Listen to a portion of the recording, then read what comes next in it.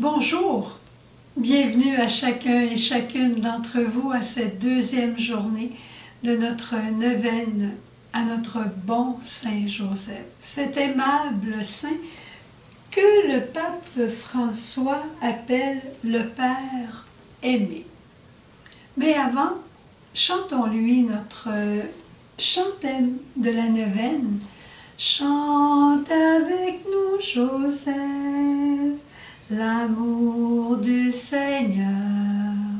Chante avec nous, Joseph, chante l'amour.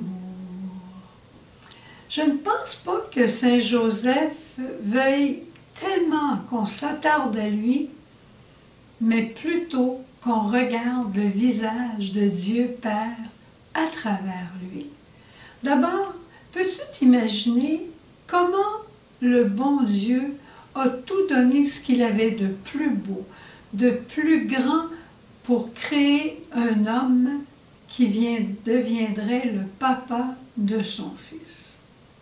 Papa adoptif, mais papa qui va s'occuper de toute sa formation, toute son éducation humaine, chrétienne, pas chrétienne, mais humaine et religieuse. Peux-tu t'imaginer la virilité de Joseph, la bonté de Joseph, cette force qu'il avait doublée de tendresse? Oh, mon Dieu qui devait être beau! J'ai tellement hâte de le voir. Et ce Joseph, il est aimé. Il est un père aimé. C'est vrai, on chante « aimable saint ».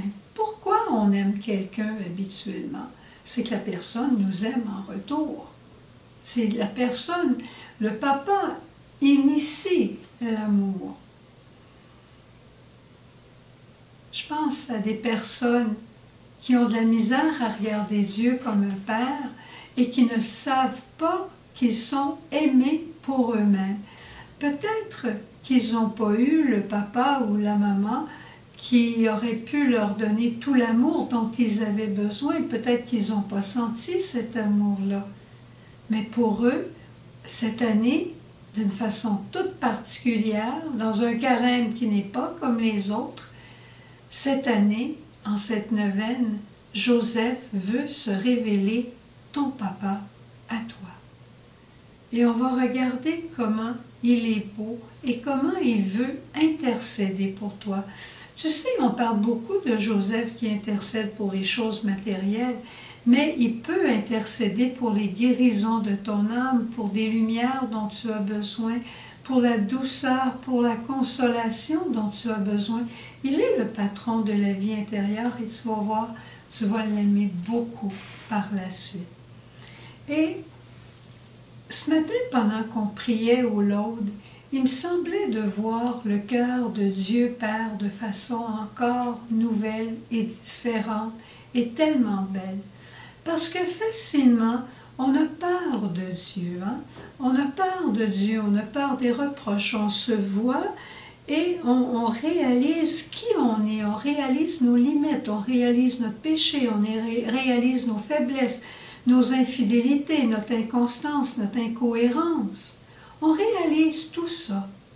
Mais quand tu te retrouves devant le bon Dieu, est-ce que le bon Dieu te parle de tout ça?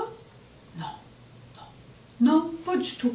C'est l'accusateur qui vient de tous les côtés pour te dire, regarde qui tu es, regarde ce que tu as fait, regarde, tu es juste comme ça, regarde, tu ne changeras jamais, regarde, tu essaies et ça ne marche pas. Ça, c'est l'accusateur. Regarde le potier, cette parole du livre de Jérémie. Quand le potier travaille une belle poterie, belle poterie, un beau vase qu'il est en train de faire, il le travaille, à un moment donné, il le regarde et il dit, je pourrais faire encore mieux. Il ne regarde pas le vase en lui disant, espèce de vase, t'es tout croche, espèce de vase, je t'aime pas, on ne pensera jamais ça. Il va regarder le vase puis il va dire, non, ici j'ai manqué, ça je pourrais faire ça mieux, peut-être si je serrais plus là, peut-être que si je mettais plus d'eau là. Tu vois, le potier essaye toujours de rendre sa pièce la plus belle possible. C'est ça que le bon Dieu veut faire avec toi puis avec moi. Il nous fait pas des reproches, c'est nous ou l'accusateur qui s'appelle le démon qui passe son temps à nous accuser, à nous faire des reproches. C'est vrai qu'on n'est pas parfaite, c'est vrai qu'il faut qu'on revienne dans les mains du potier pour être refait, réorienté, converti. Mais ça se fait dans une conversation avec notre Père. Aujourd'hui, j'aimerais ça que Saint Joseph se révèle à toi comme un Père aimé, qu'il se révèle à toi pour te révéler Dieu, notre Père, qui t'a créé dans l'amour et qui veut te rendre au sommet de ton être, de ta réalisation. Mais il faut que tu arrêtes de te laisser accuser. Arrête ça. S'il y a des affaires qui ont été mal, remets tout ça à la miséricorde et fais confiance à la providence de ton Père qui t'aime d'un amour qui ne finira jamais. Crois-moi.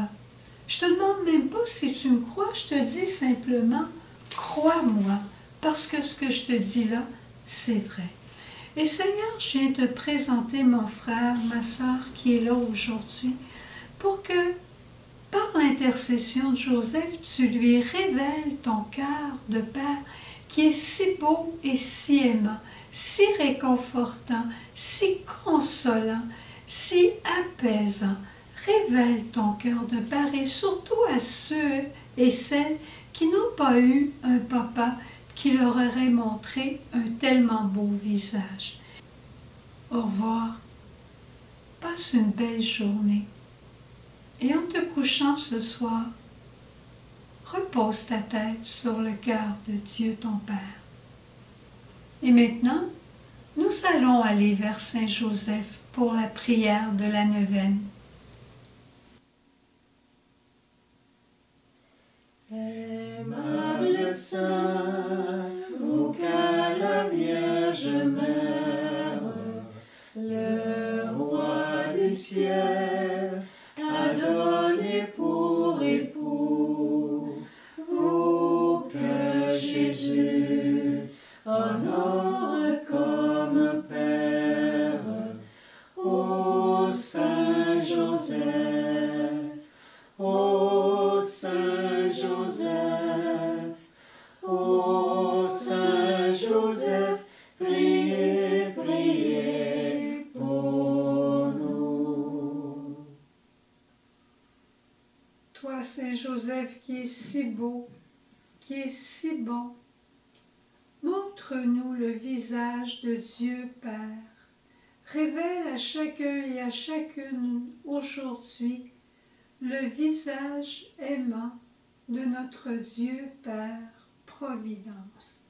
Puis on te le demande et on te remercie d'avance aussi d'exaucer toutes les autres intentions que nous portons dans notre cœur et que nous te présentons.